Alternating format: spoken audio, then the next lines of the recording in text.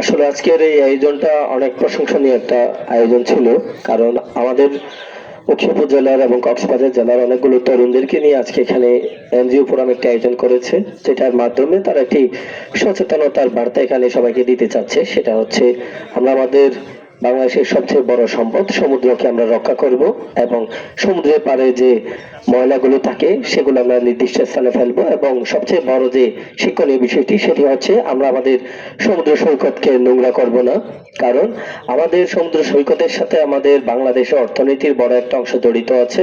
সেজন্য যেহেতু এই সমুদ্রের মাছ আমরা খেয়ে থাকি, সেজন্য এই মাছের পেটে কিন্তু দিন দিন অনেক বেশি প্লাস্টিক জাতীয় পণ্য যাচ্ছে, এবং সেই প্লাস্টিকগুলো মাইক্রোপ্লাস্টিক হয়ে আমাদের পেটে কিন্তু যাচ্ছে, যার কারণে মানুষ দিন দিন অসুস্থ হচ্ছে।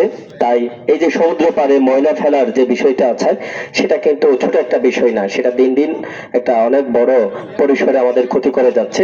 সেজন্য আমরা আগে নিজেরা সচেতন হব এবং আমাদের চতুর্পাশে যারা আছে আমরা তাদেরকে সচেতন করব, যেন কেউ আমরা প্লাস্টিক গুলো এখানে যেন সমুদ্র পাড়ে ফেলে না দিই, এবং যত্রতত্র আমরা যেন আমাদের যে বর্জ্যগুলো আছে সেগুলো যেন আমরা না ফেলি, এবং চেষ্টা করব আমরা প্লাস্টিক জাতীয় যে পণ্যগুলো আছে সেগুলো কম ব্যবহার করার। একবার ব্যবহারের যে প্লাস্টিক গুলো আছে সেগুলোকে আমরা কম ব্যবহার করার চেষ্টা করব। এভাবে করে আমরা ধীরে ধীরে পরিবর্তন নিয়ে এসে হচ্ছে আমাদের চারপাশটাকে রক্ষা করার চেষ্টা করব। সবাইকে অসংখ্য ধন্যবাদ। আসসালামু আলাইকুম।